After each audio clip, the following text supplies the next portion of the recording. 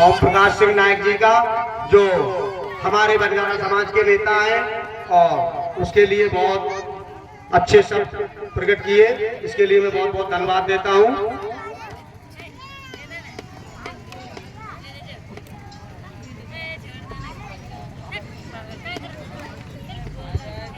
हमारे माननीय राष्ट्रीय अध्यक्ष आदरणीय श्री श्री पाल सिंह नायक साहब, डीएनटी महासभा के राष्ट्रीय अध्यक्ष, मंच को आए और संबोधित करें।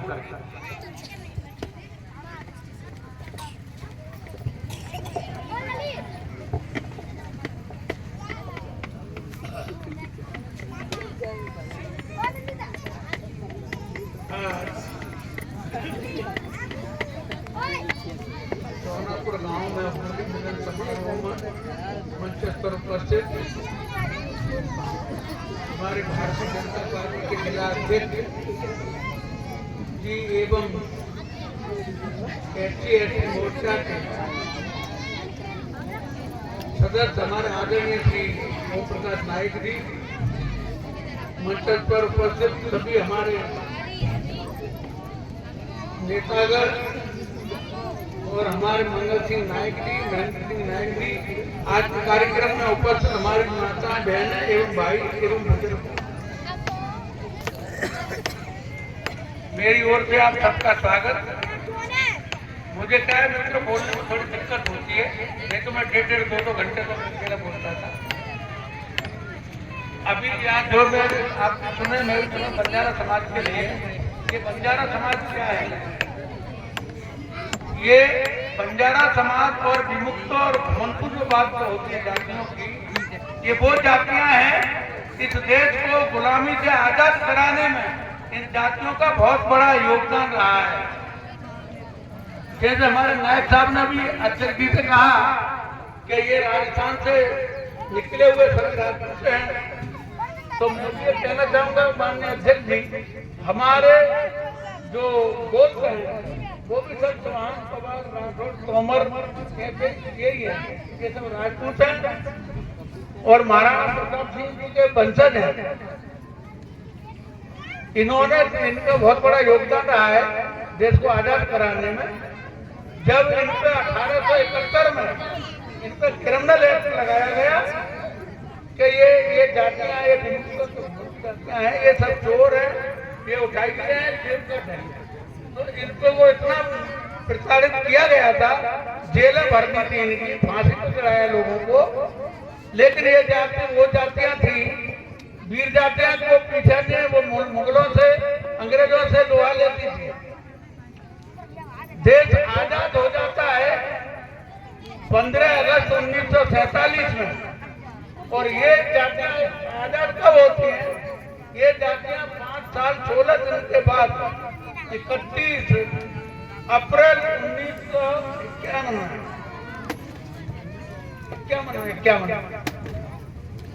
5 साल 16 दिन तक इस देश के लोगों को, सरकारों को जातियों की याद नहीं आई। 31 मार्च 1947 में देश के प्रथम प्रधानमंत्री पंडित जवाहरलाल नेहरू जी ने महाराष्ट्र के सोलापुर में इन जातियों को देखा। इनको क्या था, कोडन किया जाता था तार की जंग से, उसके अंदर रखा जाता था। सामने पुलिस चौकी, अगर कहीं जाना है तो पुलिस से परमिशन लेनी पड़ती थी, आए तो हाजिरी देनी पड़ती थी।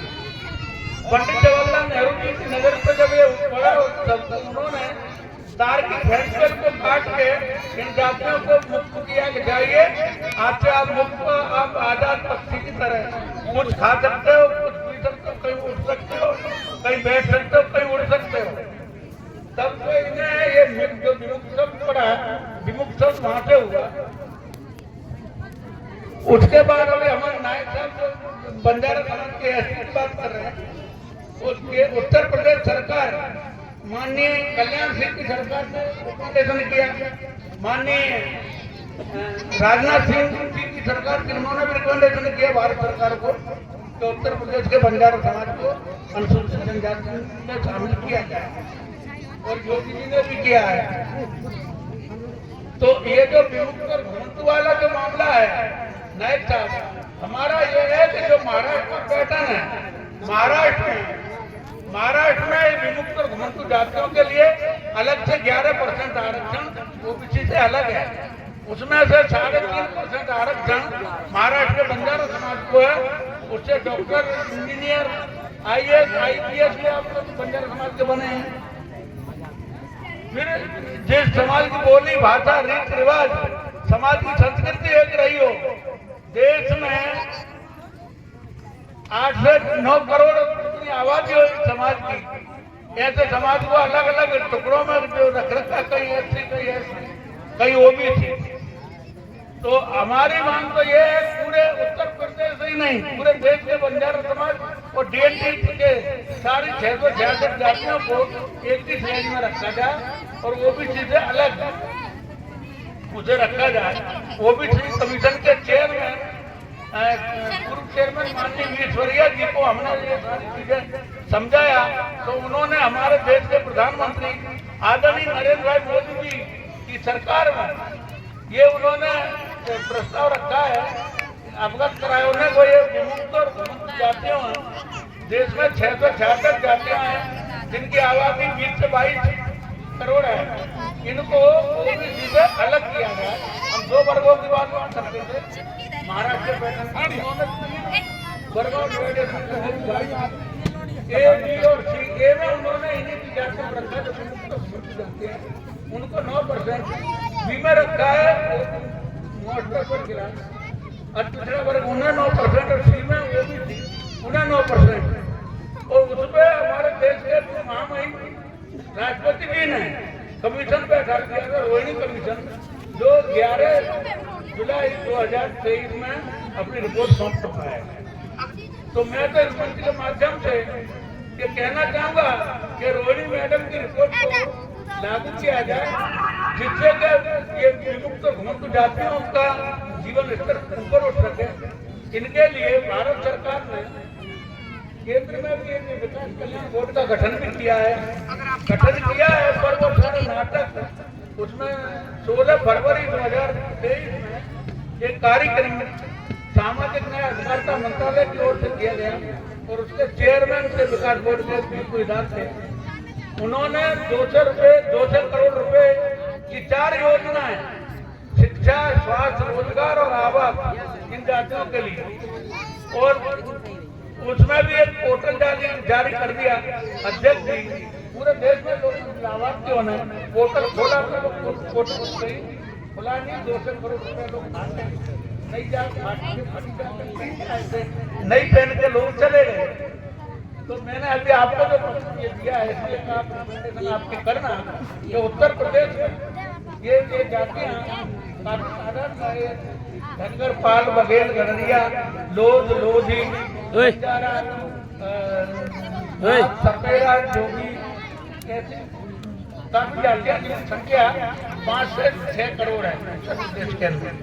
हमारी ये मांग है कि उत्तर प्रदेश सरकार उत्तर प्रदेश में जातियों के लिए विकास कल्याण बोर्ड का गठन कर रखा है। मध्य प्रदेश में भी इसका गठन है, राजस्थान में है, हरियाणा में है, गुजरात में, और वो विकास बोर्ड बनाए हुए 1500 करोड़ रुपए के फंड का प्रावधान हो, जिससे कि इन जातियों के लिए रोजगार लक्षी योजनाएं बना के इनका जीवन ऊपर लाया जाए। ये हमारा उद्देश्य है जनजाति महासभा का। और ये संगठन देश के 27 राज्यों में अच्छी तरह से अपना काम कर रहा है, हमारे बड़ी मेहनत कर रहे हैं। मुझे हमारे महेंद्र सिंह भी बहुत अच्छा काम कर रहे हैं उत्तर प्रदेश में, गुजरात में भी आज कार्यक्रम है।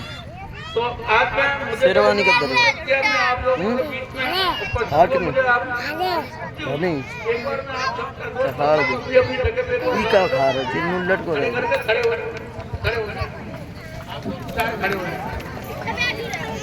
भारत माता की जय, भारत माता की जय, मातरम,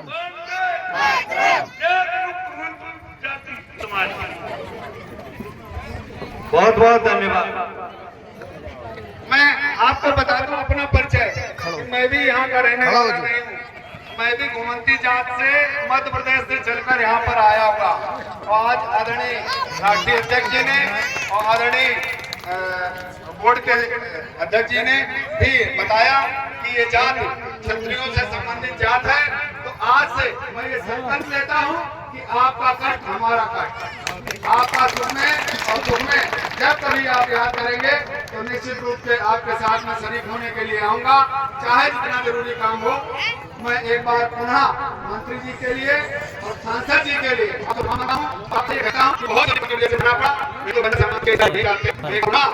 होते हुए और मैं पूरे गठन के लोग से निवेदन करूंगा हमारे सभी आप लोग यहाँ पर करा देंगे। तो मैं आपसे संपर्क करूंगा, किसी भी प्रकार का आपके साथ हमारे यहाँ एक श्रीमद भागवत का प्रोग्राम भी स्टार्ट होना है। भंडारा एक शादी हुई, आप सब लोग सादर आमंत्रित हैं।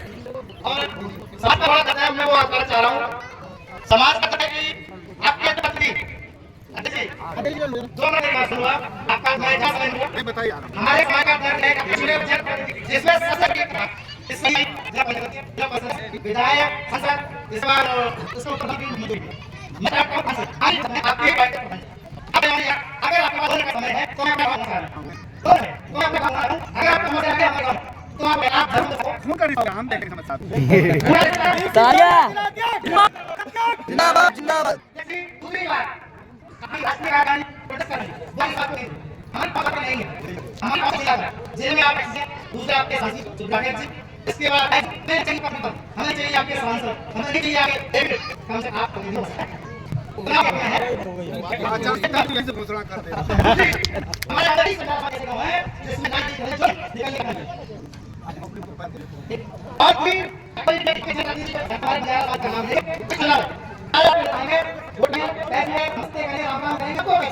जीतने का। अगर कोई भी बात पहुंचते आपके घर पे तो पूरा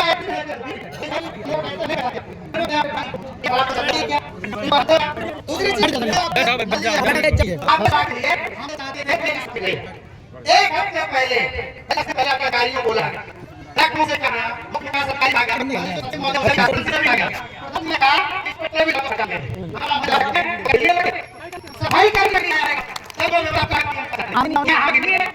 इसके बाद हम इस मंच के माध्यम से आपको एक बात कहना चाह रहे हैं। हमारी समाज ओबीसी में है, सबको पता है ओबीसी में, हम नहीं चाहते ओबीसी में रहना।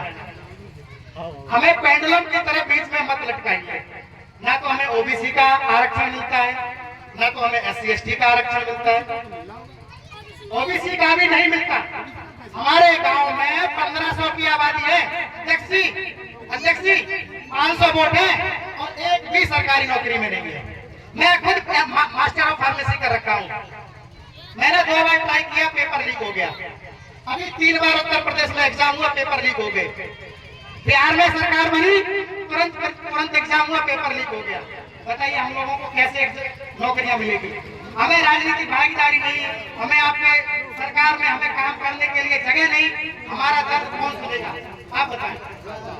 हमें SC/ST OBC में नहीं रखना है, हमें आप जनरल में रख दीजिए, हम आगे बढ़ जाएंगे, हमें जनरल में रख दीजिए। हमें आरक्षण का नहीं चाहिए, हमें कंपटीशन करने का पूरा मौका दिया जाए, हम कंपटीशन करने के लिए तैयार हैं। हमारे सभा के बीच में माननीय दिनेश नायक जी पहुंच चुके हैं, उनका बहुत बहुत स्वागत, वंदन अभिनंदन।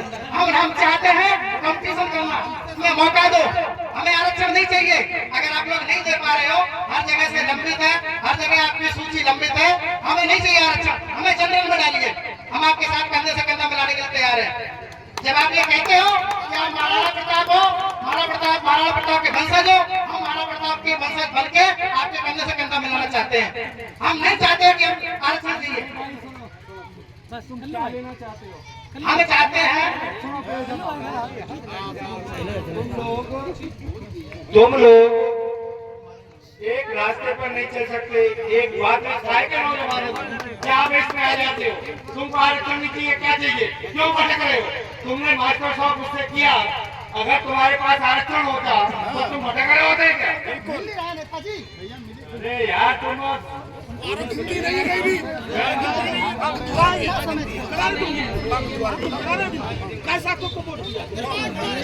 नेताजी का दर्द ये है कि अकेले आज आरक्षण की लड़ाई 25 साल से लड़ रहे हैं और रोडों पर निकल के लड़ रहे हैं। और जब से हमारे छोटे भाई रवि नायक भी सबसे प्रतिष्ठित पढ़े लिखे व्यक्ति हैं, इनका गाँव में जितना कोई पढ़ा नहीं होगा।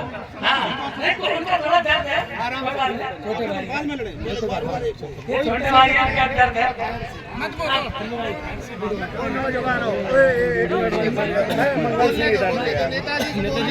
ओ भाई सुनो नौजवानों पढ़े लिखे, मैं MA LLB 86 में मैंने MA किया और 89 में मैंने LLB की और 90 में मैं PCS अधिकारी था। क्या था? गवर्नमेंट ऑफ इंडिया में क्लास 2 की पोस्ट को रिजाइन करके इस समाज के बीच लेकर के आया था कि समाज को आरक्षण दिलाऊंगा। 93 में यहाँ से रिकमेंडेशन गवर्नमेंट ऑफ इंडिया की गई। आज नौजवान तुम लोग इकट्ठे होकर के झूठे वायदे करके पुराने नेता को पर कभी तुम लोगों ने आरक्षण के नाम पे आंदोलन किया है क्या? नहीं, कभी किया है क्या? और अब मैं आपको आज ये चुनाव हो जाने दो, इसके बाद करके देखो होता है कि नहीं होता है।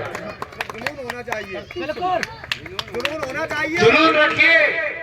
जैसे समाज वहाँ राजभर का साथ दे दिया, किसी को और भाई नेता के साथ दे दिया। जुनून रखिए, जुनून के साथ में बढ़िए आगे। ठीक है, बहुत बहुत धन्यवाद। हम आपके बाद चुनाव के बाद मिलेंगे, तब इस पर बात करेंगे। भाइयों, अब 2 मिनट का समय मैं लूंगा अपनी बात रखने के लिए। भाइयों, मैं मंगल सिंह नायक समाज सेवी हूँ। मैं अपने समाज की खातिर नेताजी ने जब दिल्ली में धरना किया, मैं दिल्ली में था, फिर मैंने अपने जिले में किया, काफी लोग गए थे। मैं 3 दिन बिना पैदल के चप्पल चला, DM का घेराव किया, हजारों लोग गए। फिर मैंने अकबरपुर में अपने 5 लोग जिंदा जल गए थे और 5 लोगों की खातिर 3 बार में DM का घेराव किया। फिर मैंने भी लखनऊ में इको गार्ड में धरना प्रदर्शन समाज की लड़ाई के लिए लड़कर आया। समाज पर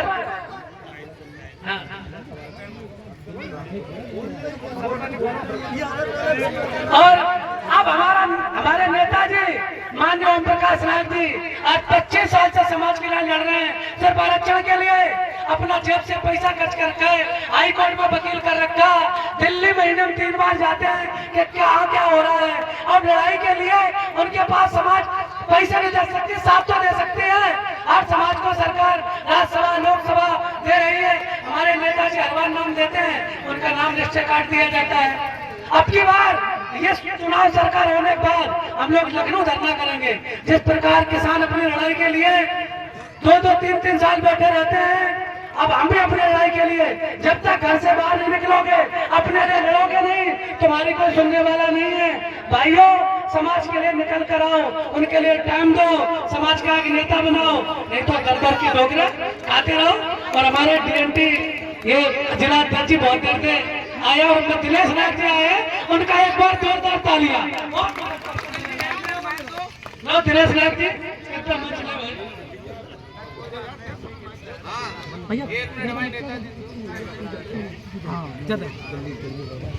वंदे वंदे मातरम। भारत माता की, भारत माता की। जोर से कहो हम बंजारा हैं, जोर से कहो हम बंजारा है। मैं पहले एक बंजारा समाज के लिए 2 लाइन कहना चाहता हूं कि राहों से क्या पूछ रहे हो, ये राहों से क्या पूछ रहे हो, ये राहगीर कहां तक जाएगा। दरिया से क्या पूछ रहे हो, ये नीर कहां तक जाएगा। उठा धनुष अब लगा निशाना, उठा धनुष अब लगा निशाना, साध लो अपनी मंजिल का, पीछे मत मुड़ के देख रे बंजारा, ये तीर कहां तक जाएगा। वाह। मैं बहुत मुद्दों की बात चल रही थी, पहले मैं बात बताता हूं कि 3052 जिला पंचायत बंजारा एक नहीं। जिला अध्यक्ष जी पॉइंट टू पॉइंट गिनते जाइए, मुद्दे हम बहुत गिन रहे थे जब से। 403 विधानसभा विधायक, एक नहीं बंजारा का, 80 लोकसभा सीट जिसमें एक भी नहीं विधान लोकसभा में, एमएलसी में बंजारा 0, ब्लॉक प्रमुख में 846 सीटें बंजारा 0, 58,159 ग्राम पंचायत बंजारा सिर्फ 122, जो कि परसीमन में ना रहते हुए बंजारा 0.0 रेंटल पे बंजारा है। 2,44,000 में क्षेत्र पंचायत की सीट पे बंजारा 0।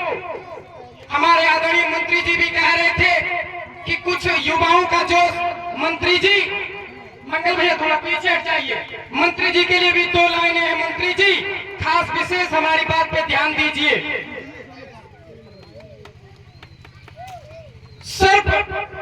सर्प नामर्द हुए, जब से डसना छोड़ दिया, सर्प नामर्द हुए, इंसानों ने डसना सीख लिया, कुत्ते शर्म के मारे मर गए, इंसानों ने तलवे चाटना सीख लिया।